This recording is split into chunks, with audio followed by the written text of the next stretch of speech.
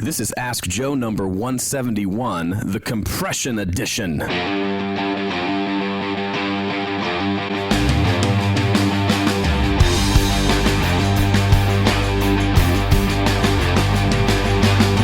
Hey everybody, this is Joe Gilder from HomeStudioCorner.com. Thanks for listening to the podcast, a special edition of the podcast. If you haven't noticed yet, we're all about compression today. So no, if you think I messed up the intro, that's what we call intentional, folks.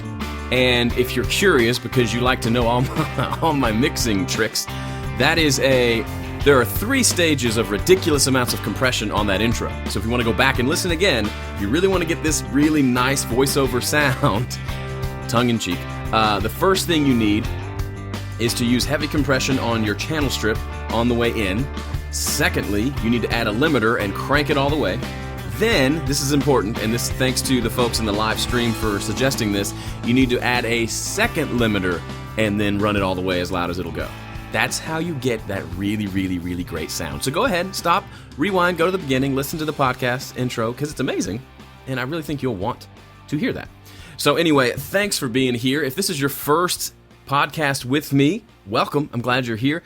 I've been running Home Studio Corner since 2009, and I've done lots of episodes of the podcast. This is episode number 171 of the various different iterations of Ask Joe, but I also have a lot of videos over on YouTube. I also live stream these podcasts when I do them. So if you can make it to the live stream, they're actually a lot of fun.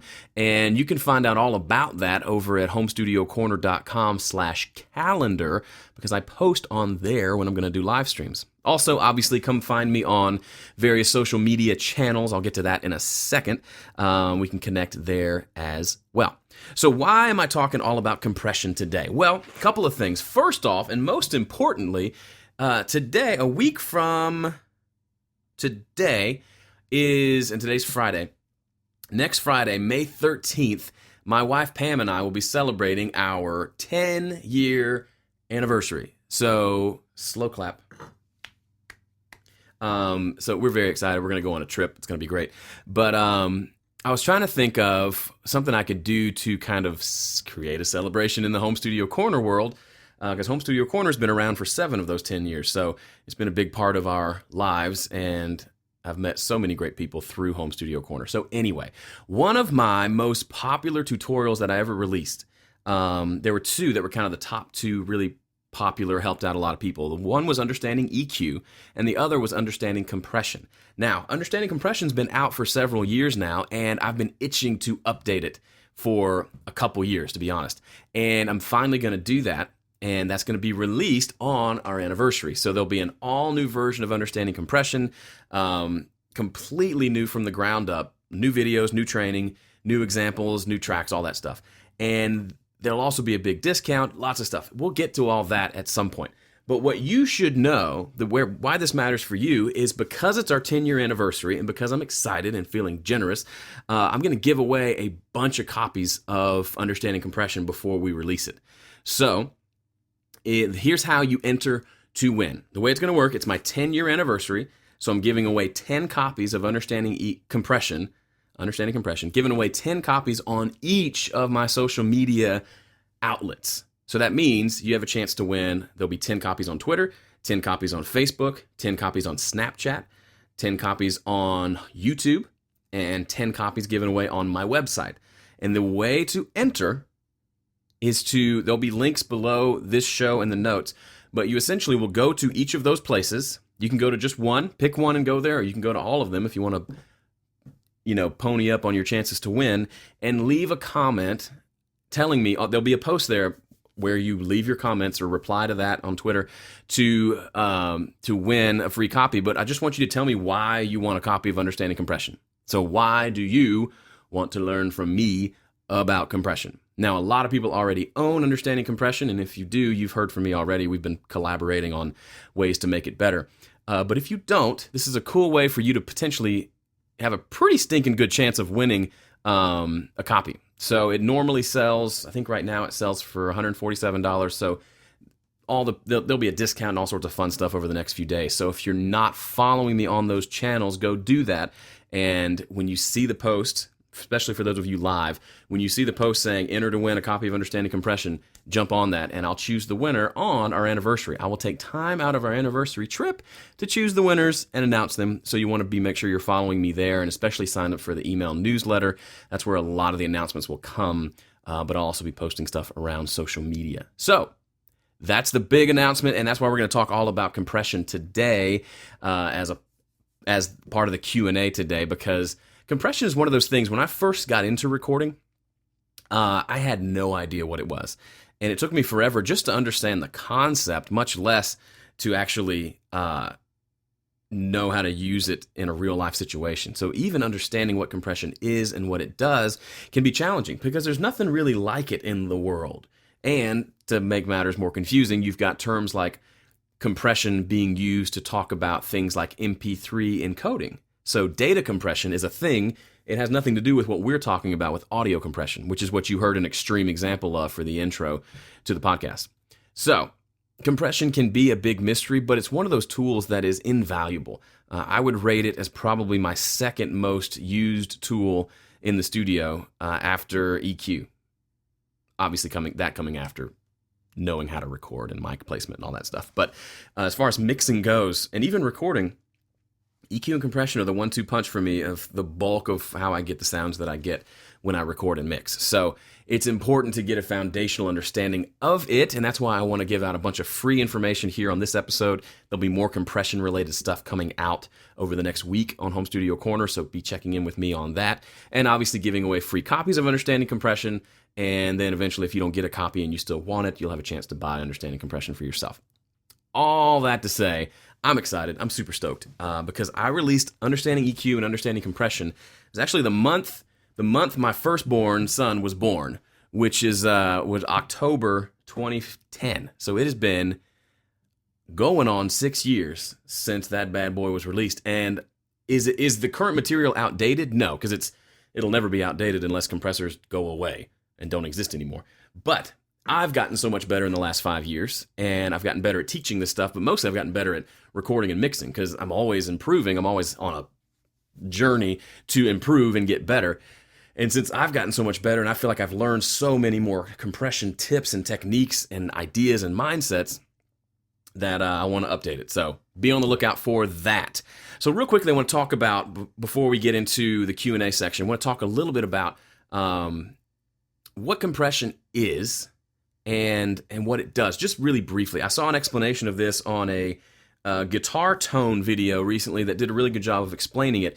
If you're a guitar player, then compressor pedals are fairly common, and they can be just as confusing as compressors in the studio if you don't know what you're going to do with them. And a lot of people want to know, should I even have a compressor pedal or not? Now, I'm not going to get into that because that's another story. I do have a really cool compressor pedal, but I don't use it all that much lately, at least not on my 335 over there that I've been playing all the time. Because humbuckers and compressors don't play as nicely together as a good Tele or Strat. Anyway, but the way he described it was great. He said a compressor turns down loud parts and turns up quiet parts. And so it, as you can see, if you're watching the video, you can see my hands. It is compressing the signal. It's making the loud ones quiet and the quiet ones louder. So there's not as big of a difference between the loudest parts and the quietest parts. Now, in terms of guitar, it's actually a great kind of thing to use as an example, even if you're not a guitar player. There are lots of different sounds that come out of a guitar. If you play more softly versus digging in and playing loudly, there's a difference in volume there. There's also a difference in volume between the sound of the pick hitting the string and the sound of the sustained note. There's also speaking of sustain, there's also the idea of how much sustain does the guitar have, and are there ways to increase that or decrease that using different tools like compression. So if you think about that, as we use compression on a guitar, then things like the pick noise become louder.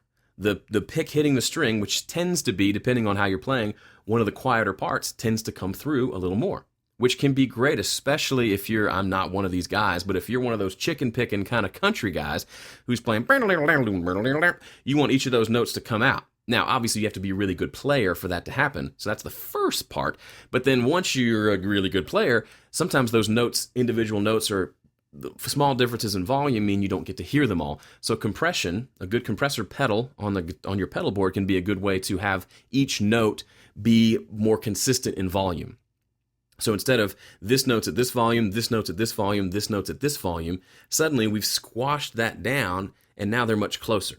So we've taken the range from being like this, boom, boom, boom, boom, and we squashed it down to where they're all within a narrower margin, if that makes sense. So that's the very basic overview of what compression does. Now, why would we use compression? That's some of the stuff we're going to get into today and obviously in the coming week as I put out more content about compression. And if you decide to get into understanding compression, the new version, obviously we'll dive very deeply into that. But it's a very useful tool, and you won't hear, especially in the kind of the pop and rock world, most genres of music, you're not going to hear a mix that was done without at least some, if not maybe a lot of compression. So we'll talk about compression on individual instruments. I know there's a couple questions that came through yesterday on when to not use compression. So we'll talk about that today. And just in general, good rules of thumb for how to use it. Because for a lot of people, and I saw this question come in yesterday, they tend to start to learn about compression. And once they learn about it, they tend to use it everywhere. Every track gets a compressor, and they spend a ton of time dialing things in, and they don't know, A, why they're using it exactly, and B, what they're listening for, so they just start to compress everything. And as you can probably guess, even if you've never used a compressor before, that can get bad pretty quickly. Too much of anything is a bad thing, right? So compression is one of those cases where absolutely too much can be a very, very, very bad thing. So that wraps up my little intro. Let's jump into your questions and see if we can learn a thing or two about how to use a compressor. Boom.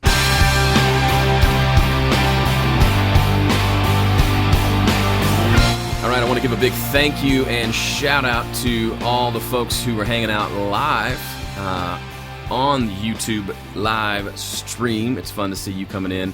If you have questions, pop those up as we go through, and I'll answer those. Also, everybody over on Twitter and Facebook who answered or posted questions to the video I posted yesterday asking for questions, thank you. It's really nice when you play along.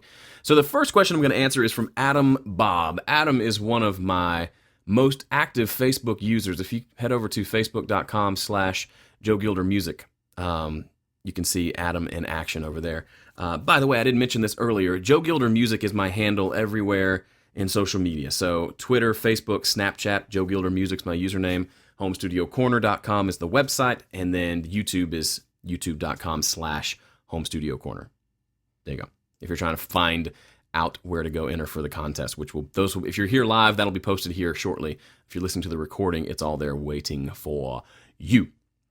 So Adam's question says, hey Joe, do you know, or how do you know when and when not to use compression? I tend to overuse it and I kill my mixes. Thanks.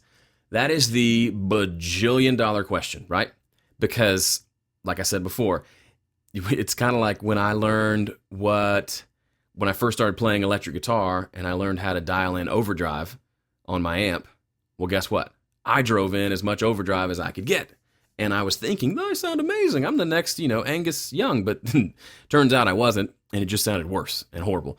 So compression can be the same thing. It's a more sophisticated problem, but it still can absolutely ruin your mix. Now, it could be that you're not using the compressor in a way that is conducive to a good sounding mix. So it may be that after diving into some of these things we're going to talk about, you discover, okay, I do need compressors in all those places. It's just how I'm compressing or how much I'm compressing is really the culprit. One quick thing, and I know I can't do a full overview of compression here while I'm answering these questions, but obviously when I talk about how much compression is happening, I'm talking about how much gain reduction is there. So just about any compressor I've ever used has some sort of meter that shows how much the signal's being turned down. Typically, for a lot of situations, if you're turning it down a whole bunch, unless you're doing that with a very specific purpose, your chances are you might be overcompressing. So that's the first thing, Adam. If you go in and pull up a session that you feel like you've killed in a bad way with compression, then go look at the compressors, pull them up, and literally just take a look at them and see just how much gain reduction is happening. Don't even touch anything. Just go from one to the next. And if you see this pattern of things like 6 dB, 10 dB, 12, 14, 20 dB of gain reduction happening consistently, well, there's your problem right there. So kind of the first big problem with compression is people just use too much of it. Now, there are times when I don't use compression at all on a given piece of material. I'll talk about that in a second. But when you're using compression, less is more is such a great axiom to live by in really all of life, but especially when it comes to compression, because you can go from something sounding great and enhancing that with compression to making it sound much worse. Or you'll make it sound louder, which your ears will trick you into thinking it sounds better. So there's lots of ways to ruin a mix with compression. So if you're ever in doubt, err on the side of not using compression or using very little, okay?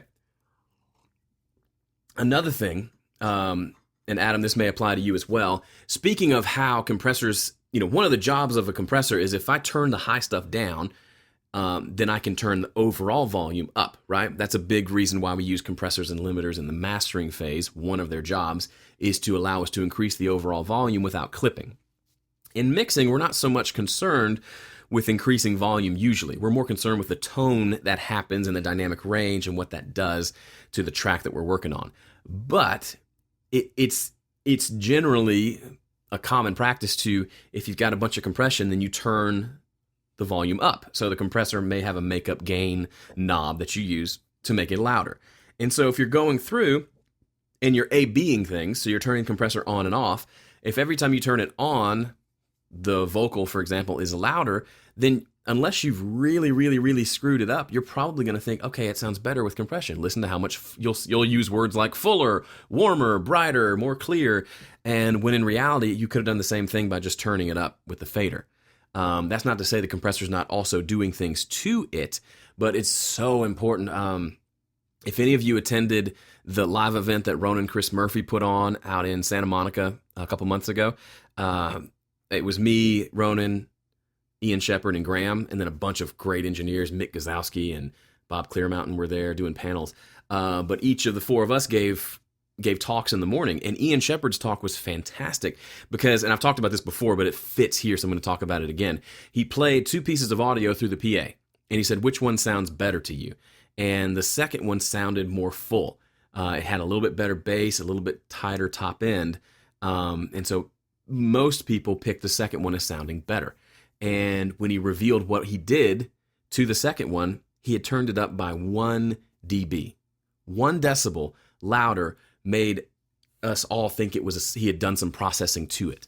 So that's how sensitive our ears are to changes in volume. So when you hear people say, make sure you level match things, don't just say, yeah, whatever, and then go about your day, especially when starting out. If you're still learning how to use a compressor and you don't feel super confident. If I sat you down here and said, mix this vocal and use compression, and you don't feel like, heck yeah, I'm going to crush this thing, then you need to be extra careful with how you're using the gain in the compressor. So Adam, back to your question. One of the things you might be doing is you're using compression and then the compressed signal sounds louder, so you're thinking, okay, that's working, it's sounding better. If you go in and make sure you level match the before and the after, and a lot of compressors allow you to do this pretty easily. The compressors I use in Studio One, for example, tend to, it gives you an input and an output meter. So I can see here's the level coming into the compressor and here's what's coming out. So as you use compression, the output's going to probably go down because you're turning it down. So that's why it gives you a makeup knob to bring that back up. Now, if you just crank it up to get it nice and loud, then it's going to be louder than the original signal and you're going to think it's better. But if you spend even just a couple seconds matching those levels or listening with your ears to get the volume as close as you can, now you're in a position to see if you're helping or hurting things. So when you're in a position where you feel like you're using compression and you're not doing it well and you're not really getting great results, it's a good chance it's because you haven't learned or applied the principles of level matching to give yourself a fighting chance at really deciding if you're doing something that's helpful or not. So with every change you make to a compressor, you want to make sure that the levels are the same, so when you click that bypass button, you can hear what tonal changes you are causing on that vocal or that bass, and you can decide which one's better. Now, this isn't super fun because it means you'll probably discover, especially early on, that whatever you're doing to that vocal is actually hurting and not helping. And while that's a painful lesson, of course it's an it's obviously an important lesson to have, because otherwise we're making things worse, and we're wasting our time. So the quicker you can get to a point of realizing, okay, this isn't helping, you can decide either to change your compression strategy or maybe remove compression altogether. There have been plenty of times where I thought, I think this needs a compressor, and I'll throw a compressor on there, I'll try a few things, and no matter what I do, it sounds worse. So I'll take the compressor off and just move on with my day, and maybe later I come back and compress it, or maybe it just doesn't need compression. Those are really important questions to learn how to answer. So Adam, I don't know if that answers your question specifically of when and when not to use compression, but for me, a big thing you have to do is you have to use compressors and you have to mess things up. It's just, that's part of the process. Everybody, you need to use a compressor poorly for a season. And what I mean by that is you don't have to put out bad mixes, but until you can recognize all the good and bad things that compressors do to the sound, then you won't really know when you need to use a compressor and when you don't. Does that make sense? You've got to know what a compressor is going to do to the sound so that you can decide, okay, it needs that. For example, a delay. It's really easy. Once you've heard what a delay sounds like, you can imagine what the delay is going to do to that sound. So you have a guitar that sounds a little dry and a little boring. You think, if I add delay, I know what a delay will sound like. It'll probably improve it. Or if you have a vocal that's a little too dry, you can add a delay or a reverb, and you already know what that's going to sound like. The problem with a lot of people is they don't know exactly what compression might sound like. So they sometimes just add it randomly thinking, I don't know, it might help, but they're not doing it with a purpose. So the only way to get, of course you want to do it with a purpose, but the only way to get there is to spend a lot of time with a compressor, messing things up and listening to what it does. Now, I'm not a big fan of just doing lots of experiments. I would much rather you do this in the context of working on a mix and working your way through a mix instead of you sitting there for the next 3 weeks with a single vocal track and messing with a compressor. I'm not against either, but I feel like if you're going to fumble through something, you might as well work on something that's legit, something you want to work on, because if you fumble into something that sounds great, good, right? So now you can use that and move forward with that project as opposed to going back to one of your old sessions and just retweaking things. That's not really helpful. It's not really musical. So I would say learn as you're moving forward and use a lot of compression. Learn what it sounds like when it's bad. Learn what it sounds like when it's good. And it's a slow process, but when you do that, you'll be able to pick up a vocal and say, oh, that vocal is jumping out, and certain notes that he's singing or certain words that he's singing are jumping out of my mix and are way louder than everything else. I know I can use a compressor with probably a faster attack time and a fairly middle-of-the-road release to slap some of those notes down. And then you do that, and you're good. Or maybe the bass is muffled, and you've EQ'd it well, but it's still not punching. You can use a compressor and use a slower attack time so the thump comes through, and use fairly aggressive compression because basses tend to be able to handle that pretty well. And suddenly the bass starts to pump a little more like a kick drum and can give you more girth, for lack of a better term, to your mix. So those are two very specific examples, but those are the kind of things I'm thinking of when I'm mixing. And I can think of those things because I've spent so much time using compressors. I know what they can and can't do, so I can answer that question. Great question, Adam, and I gave you a ridiculously long answer. But I think that's kind of the question of the day, right? I mean, that's really what people are wanting to know. Brian Mark says, should I use a compressor on the raw guitars before adding effects, or will that kill some of the expressiveness of the instruments? That's a great question. So I tend to, with guitars especially, sorry, I've got this cat hair that I was trying to get rid of. With guitars especially, I tend to think of it in terms of a guitar pedal board. So as you probably know, I tend to, when I'm recording guitars, if I want a delay on there, if I want reverb on there, I put it in my chain and record it that way, as opposed to adding it later. That's what I prefer to do. So for me, if I'm going to use a compressor on guitar, a lot of times I'm going to probably use it, as I said before, I don't use a lot of compressor pedals unless I'm doing something with a Telecaster, with a single coil pickup, but I'll put it in the chain where it makes sense, usually at the front of the chain. So if you've got raw guitars that don't have any effects on them and you're thinking about adding in a bunch of effects, to me, unless, and I'm kind of going against what I just said, unless you're hearing something that the compressor needs to address, like there's certain notes that are jumping out, there's not clarity there. If it sounds good to begin with, then I'd go ahead and add the effects that you want to add. And then if you feel like overall it needs compression, then add compression in. The beauty of all this is it's really easy to swap out the order. You know, on a rack of gear or on a pedal board, you've got to literally unplug things and move them around and replug them in to change the order. But inside a piece of software, you can just drag the compressor and put it before and put it after. Or put two compressors and set them up to where they're working better in each spot, and just turn one on and one off and flip back and forth, and you'll hear pretty quickly what it does. The problem is I can't really answer that question, Brian, without hearing it, because it's kind of a case-by-case thing. People a lot of times will ask, should I use a compressor before I use a EQ? And I'll say, it depends. To me, I tend to use EQ as a corrective tool. So if I hear frequencies I want to get rid of or I want to tame, I'll use EQ for that more than using EQ to boost and enhance things. So if I hear something that my first thought is I need to EQ that 400 hertz out, then that's what I'm going to do. But if I hear it and I think this sounds good, but I could use a little more punch out of it, or I could use a little more sustain, or I need it to stand out on top of the mix a little better, then I'll reach for a compressor first. So it's really, I let the track tell me what it needs, and I can do that because I've used a lot of compressors and EQs and I know what they can and can't do, if that makes sense. So if it sounds good and it needs compression, I'll compress first. If it needs some fixing first, I'll use EQ then. If it needs compression, I'll use that. Got some questions about the different types of compressors like VCA, Opto, FET, whatever, all those different ones. And I'm not going to answer those because honestly, I used to know, but I tend to use the same couple compressors. Really, in the last year or two, I used the stock compressor in Studio One. I know, pick yourself up off the floor. For various reasons, I just don't have a lot of compressor plugins that I use. And it's not the best sounding compressor in the world, but I've just gotten used to using it, you know? So I tend to use it over and over. Now, I've used the SSL stuff before. I've used some of the other different, the 1176 emulations and stuff like that, and they're really cool and useful, and there's a good chance I'm probably missing out on something by not using them.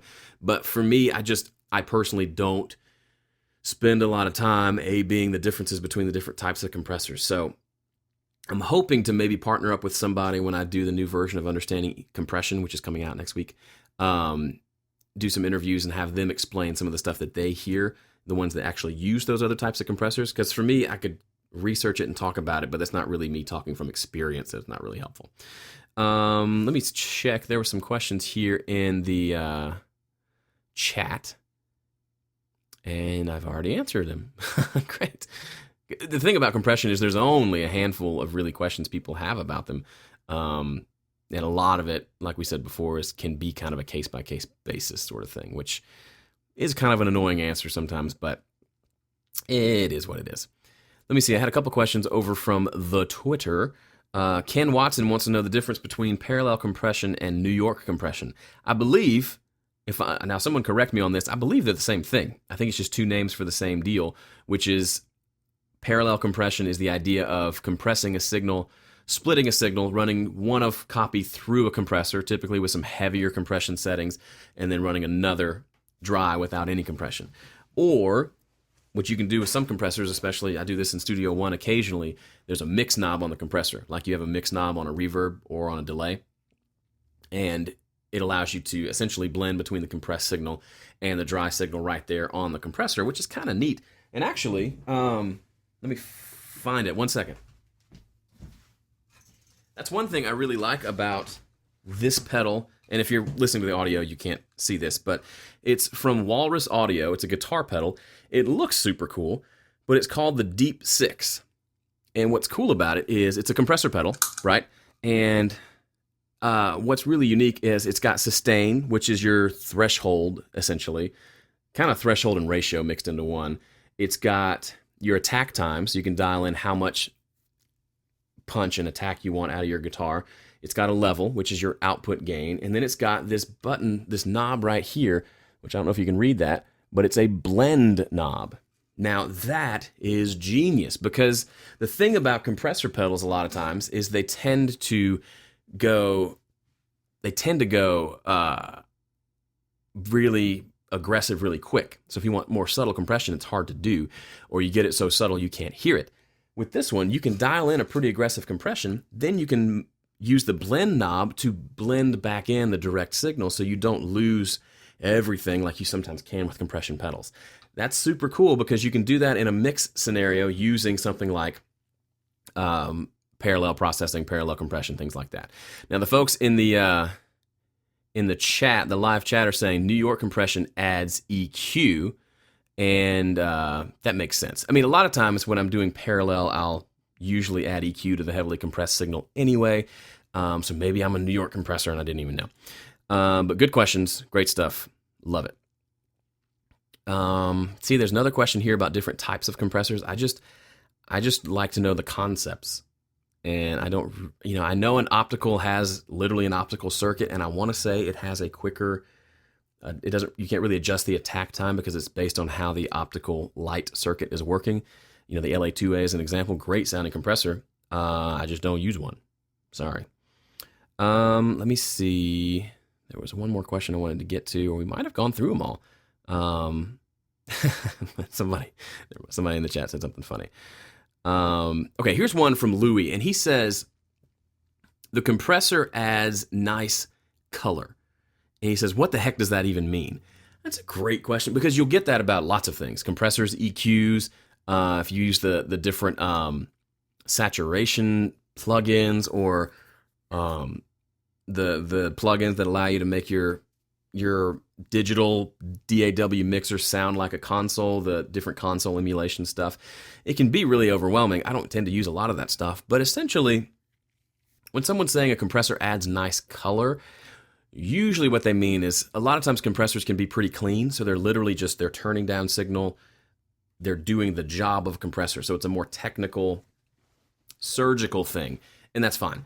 But then one of the reasons people are drawn to the different, LA2As, 1176s, and things like that is because the circuitry inside, kind of like a nice preamp with transformers or tubes or things like that, the circuitry imprints its own sonic characteristics on the sound. So you'll hear people say things like, sometimes I just run my mixes through this compressor even with no gain reduction happening, just because it adds some color to the sound. Now, what does that mean? I don't know. I think it means probably it's adding some harmonic content, which may make the low end feel a little warmer, might make the top end have some sheen and some kind of silky top end without being harsh.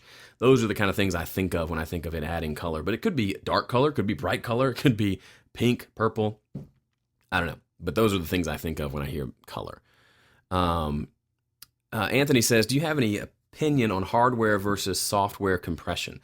I love to use hardware compression on the way in while I'm recording if it makes sense. So whenever I'm doing a vocal, for example, I almost always have some compression happening. Honestly, if I'm singing, it actually, to me, it helps me perform a little bit better because it gives me a more consistent volume that I'm hearing back. So I can hear if I'm doing more subtle, nuanced stuff with my voice at the end of phrases and then I'm belting at the beginning of a phrase, I can hear all of that a little more clearly. Plus, I know I want to compress my vocal down the road because the style of music I'm working on, typically there's a good bit of compression on the vocal. It's kind of fun to get some of that on the front end with a compressor. Now, typically I'm not doing a bunch of compression, just a couple of dB, because I don't want to overdo it, but I'm all for that. As far as using outboard compressors while mixing, I just don't. I don't like to have to go back and recall that. So if I run a mix through this channel strip that I have that I used for the intro earlier, to use the EQ and compression there, it might sound cool. Yeah, I'm no doubt about it. It might be a really cool sound.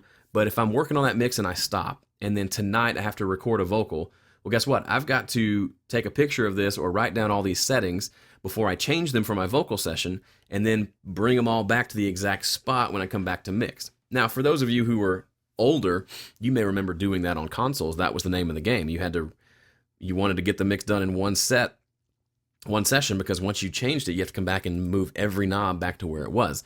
So to me, that's one of the many beauties of using a digital system, is it's all right there ready to go. I can click, click, click, and I've got my full mix right there. So to me, the convenience of that outweighs the arguably small amount of improvement I would get by using that outboard compressor. Does that make sense? That's not to say it's not worth it and not worth the effort. I just personally, and I come back to this a lot. I talked earlier in this podcast about how I feel like I'm constantly improving, and I've made tons of improvements personally as a musician, as a person, as an audio engineer, as a mixer, as a guy running a website and doing tutorials and podcasts. And for me, I still see so much room for improvement just in my skill level that I don't even see the need to keep swapping out and adding in higher end pieces, because I feel like I can use the same tools I used yesterday to get a better mix today than I did yesterday. And if I get to a point where I feel like I can't improve, then yeah, I guess I'll have to look for something else. Now, that's a little bit different with front end stuff. So, better microphones, better guitars. I got that red 335 over there about a month ago. That kind of stuff. Obviously, that's a nice guitar that is the front end inspiration and tone and everything for a lot of the guitar stuff I'm recording. That to me is different because I feel like that makes getting a better guitar or a different amp, to me, that gives me more tonal options than getting a kind of a nice high-end compressor, outboard analog compressor that I could run one thing through at a time. To me, that outboard compressor is probably gonna sound like a compressor. And especially if I'm using it on a few tracks in a mix, I've got to do it one at a time if I want to use it on more than one track. That's annoying. And secondly, because my mixes tend to have lots of stuff going on, I'm probably not going to hear all the benefits of having that compressor on that one vocal, even though it might be the lead vocal. I could probably get a very similar sound just using the stock compressor in Studio One. The same sound? No, but in the same ballpark? Maybe.